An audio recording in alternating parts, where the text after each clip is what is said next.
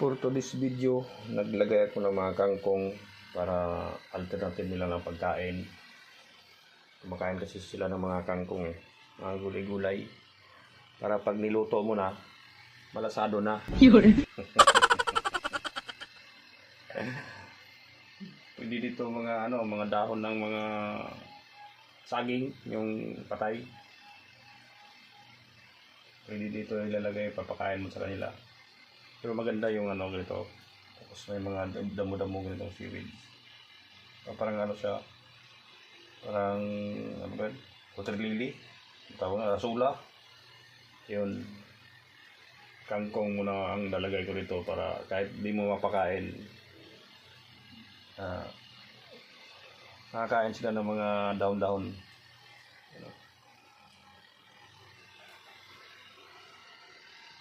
Nagtatago sila lahat kasi